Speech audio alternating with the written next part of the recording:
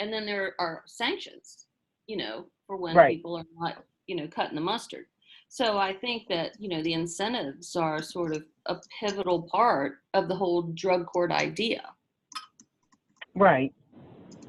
Um, It's because the studies say that people need to be rewarded for doing the right thing. yeah. I mean, heck, the one kid told me today, the one choice he had was whether or not to go to school or not, or, do his schoolwork. And I'm just thinking, oh my God, kid. That was never a choice for me. You just did it. Okay.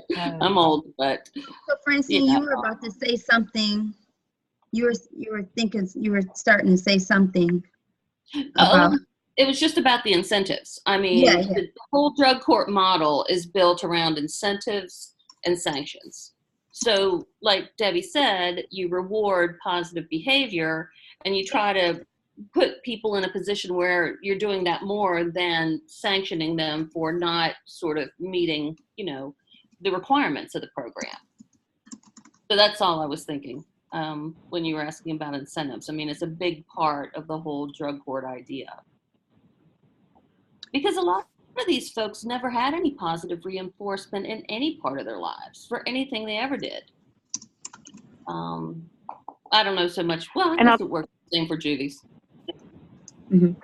I'll tell you the other thing that I foresee, and I know that I believe we can use some of the Supreme Court money that we have in our budget, but it's a limited quantity, is, doing activities with these kids. And whether it be juveniles or adults, I think, those trips, reward trips, activities are good. I know we did bowling with the adults. And I know that they've kind of cautioned us judges about whether or not we should or shouldn't do those socializing events. I think still on the rarity one can, you just can't become Facebook friends and stuff. But right. I think the more we can do stuff like that, I think it's a good thing to do. So in terms of talking about other things that we would be raising money for, the other thing for juveniles. What was that, Francine? Francine, I was just going to agree with you when you're talking about activities. One of the things that we did in adult drug court this year was to get passes for our participants and their kids to go to Hershey Park. And that was like a big deal. I mean, they loved that. So yeah. And although we had he will remain unnamed, but we had one guy on the treatment team that didn't think it was a good idea because he couldn't afford to take his kids to Hershey Park. So therefore it was a bad idea. But anyway. Well, I mean, you're always going to get that particular element because a lot of people believe that support is something that is less than the basic needs. So whenever you go above and beyond whatever people would find to be the basic needs, then you're outside of the realm of charity. And at that point, giving people more than you should be handing them. And I think we're going to always that's going to always be like a huge barrier whenever you're talking about providing support. Some people want to give, but they don't want to give a mansion. Right. So, so what went through my head as you were talking about the activities with the youth was this presentation that I just did at Meredith Health, where I talked about the relationship between the environment and the stakeholders and then the community or the participants. And a part of it was like building a relationship between the three. So identifying healthy spaces for people and then healthy hearts and then healthy incentives. So like it just had me thinking about the word healthy somewhere within whatever theme that. Thank you for that. Thank you. Sorry. That's Sydney. I'm sure she's doing a really good job working on her social studies fair project. But okay, so the point that I was making is that as I'm listening to, so here I have, like in a summary, for every negative, you need 4 positives. And it's similar to like a parenting approach, which made me think about healthy, spiritual, mental, physical, that whole idea. And then do the right thing kept coming up over and over again. Like both of you kept saying, do the right thing. So that's really interesting, that phrase, do the right thing. And then what was really important was like this structure for positive conduct, because some people have never experienced anything positive before. Mm-hmm. Like those are things that it's like heartbreaking, but sometimes you need something heartbreaking to make people give you money. Yeah. Right. Well, you really have to sell the mission to the community. Mm-hmm. I mean, and Debbie can probably speak better to this than I, but I mean, the whole idea is to, sort of stop the recidivism. I mean, I used to joke when I worked in Morgan County that I had like 3 names in my filing cabinet because I had like the kids, the parents, the grandparents, so it's about sort of stopping a cycle and, giving, especially in juvie drug court, giving kids a chance to actually know that there's something different from whence they've come, and experience a positive experience. So I think we really have to sell the community on why drug courts are a good thing. Okay. And I think that goes into the branding idea too. If we come up with a really good sort of slogan or whatever we want to call it, that communicates, the advantages to the community, that's going to be a good first step. So who are some people that we should target for money? Like you mentioned, targeting like lawyers or law firms. Once we have this branded idea, so Deborah, you mentioned taking some kids bowling or whatever. Like, would we want to have a fundraiser at a place like that? Like, or when somebody just did one of those. Mm-hmm. Casa and somebody else jointly did a fundraiser at the bowling alley. Yeah. I mean, I would go to a bowling alley fundraiser. But the neat thing about that is that's a family-oriented activity. Right. But here's my question again. I mean, don't we want, Francine, didn't we, with the opioid crisis, one of the most important things that I learned is that anybody can be addicted to opioids. Anybody can have these problems. So if we want a healthy community, wouldn't we want to attract families so that they could prevent their children from being in drug court? Absolutely. My concern was that all of the participants and what goes on in the drug courts is confidential. So right. I didn't know if we would want the participants actually at a fundraiser. No, I don't think that's what she's saying. We can't call them out and say, these are the drug court participants. You know what I mean? So I think the idea of activities for the participants has a different goal than our fundraising goal. You know what I mean? But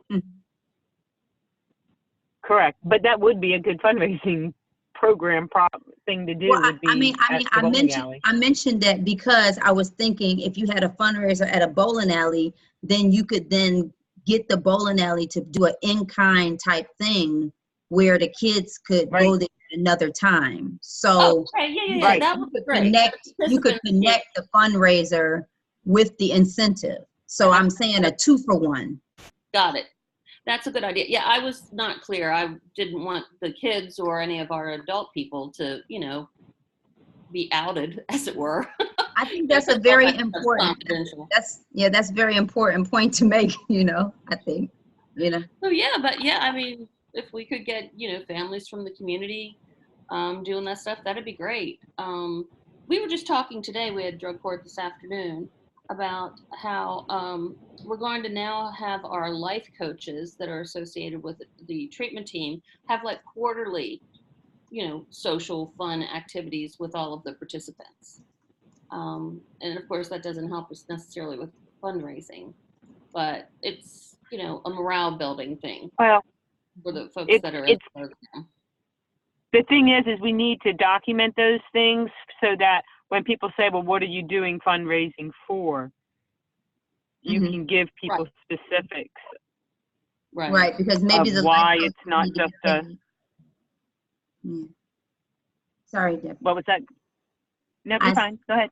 Sorry that I was just chirping behind you, and you can't do that on here. You have to let the person finish. It's hard when you're on these. It's hard in real life. I mean, it's great because it forces you to be a good listener, to stop, think through things, wait your turn, but sometimes when you're into something, you want to chime in, but you can't. So in terms of, yeah, go ahead. You were talking about activities in terms of fundraising. So I think the bowling alley is a good idea. What else do you think we could do?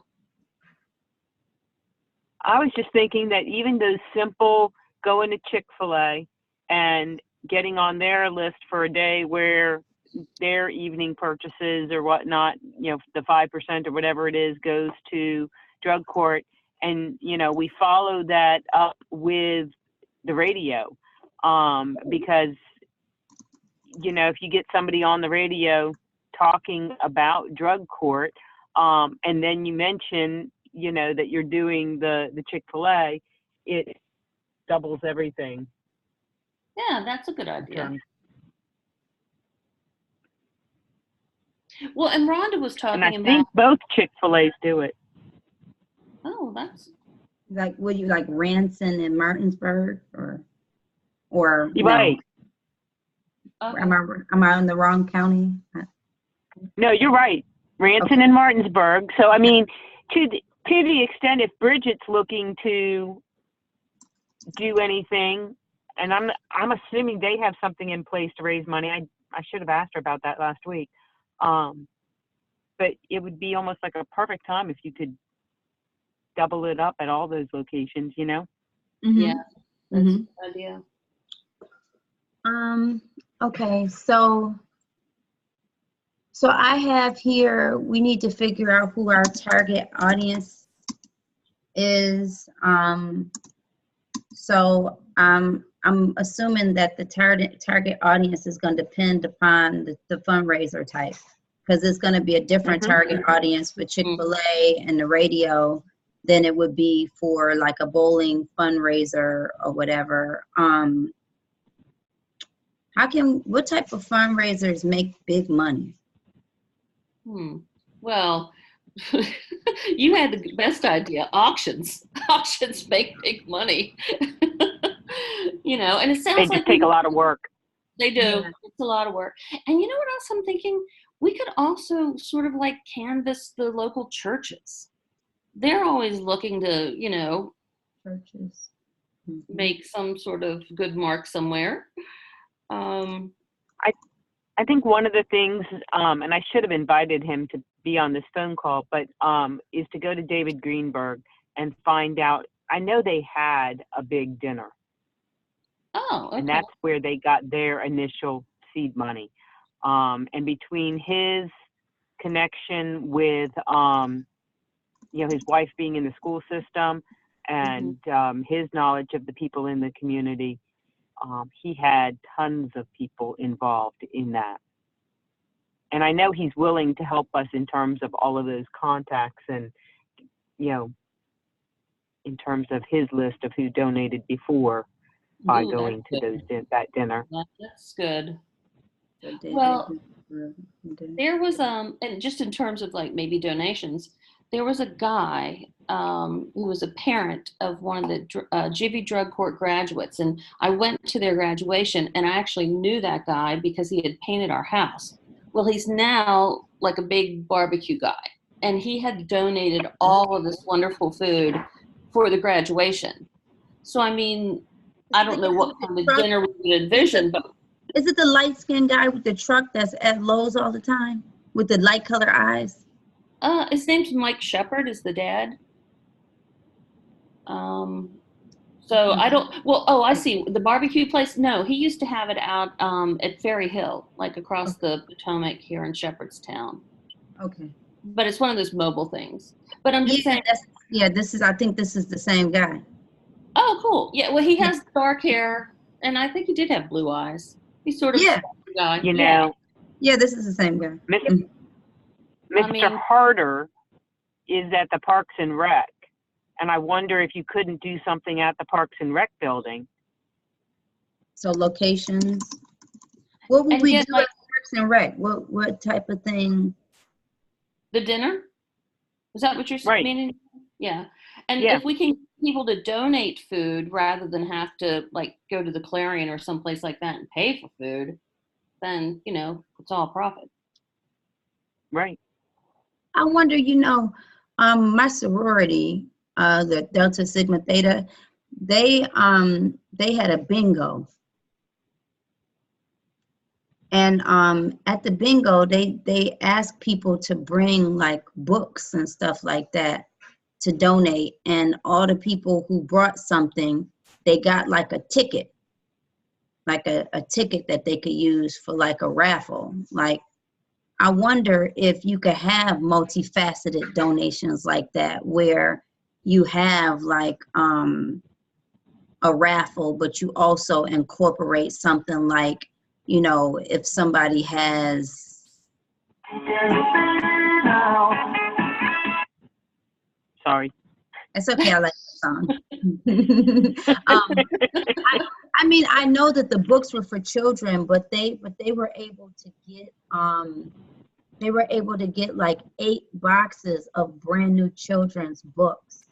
Are there things that the people in drug court need, like household items, you know, stuff like that? Like if we could somehow get people to donate brand new things. We could do that. Or as even a part of something. Yeah, and ask for the gift cards, because I'm telling you, the people were disappointed when we stopped with the gift cards. I mean, they really like those things. So, I mean, we could have them donate something as simple as that, or if they wanted to bring, like you say, household products or supplies, that's a really good idea. So, I mean, I don't know how, and then they get I don't know what that would be connected to, but people were so willing to give. Like, it was just unbelievable, the number of people who were at that bingo function who, that was a last minute thing. Like at the last minute, like in the last month, they said, tell all your people who are coming to bingo that if they bring brand new children's books, that they can get a raffle ticket in a larger drawing for something. You know, so do you remember I said maybe you can raffle off like a TV or something? If we could make the raffle non-money oriented. Does everybody understand what I'm saying? Yeah, I like that. That way it's not gambling. If we can get Best Buy or somebody to donate a TV and then tell people they can get a ticket in exchange for a donation of something like a gift card or whatever, you know, then we end up doing the raffle where they can get something out of it, and we connect it to our theme, and then we end up getting a bunch of donations. Yeah, and we can use all those for incentives. So that's free. Yeah. That's a good idea. So, I mean, then you have the raffle, but it's not connected to money. So people can't complain that you're gambling. Exactly. Right. Oh, that's genius. Thanks. I just came up with it. Well, that's why we're brainstorming. There's nothing about fundraising. Oh, I know I like gifts. I know that. I like gifts. How can we get a gift? But that's a really good idea.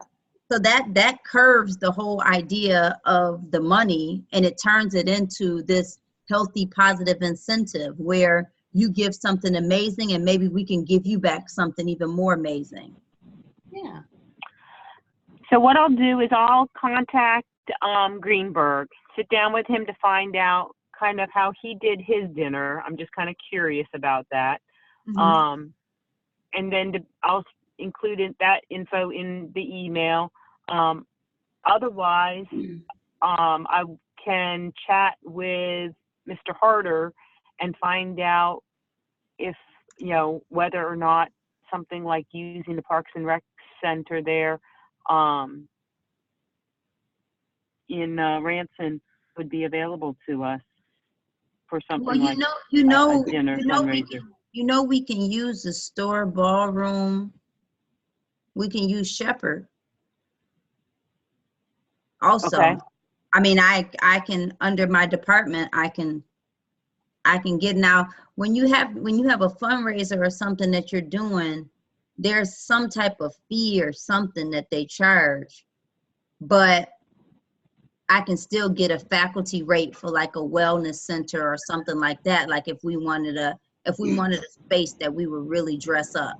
Now also, you know, those little Zumba things, those dance things, you know, where they have the people come and they dance for whatever, everybody pays $10 and you dance for an hour and a half.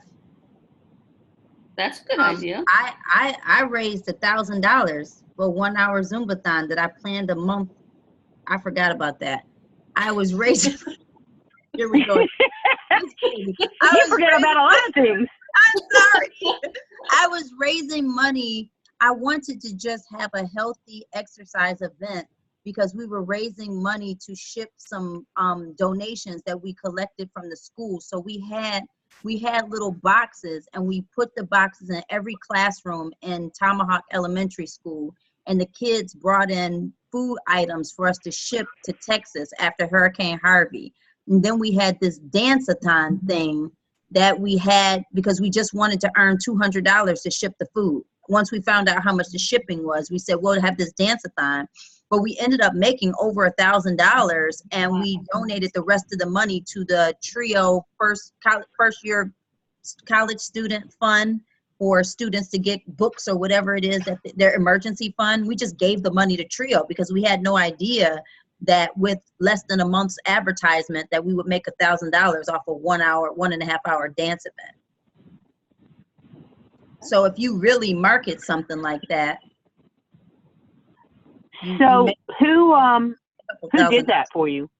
I did it. I mean, the music, the instructing. I just went to my friend Elmer that I dance in his dance class on Fridays, and I said, "Hey, can you dance for an hour?"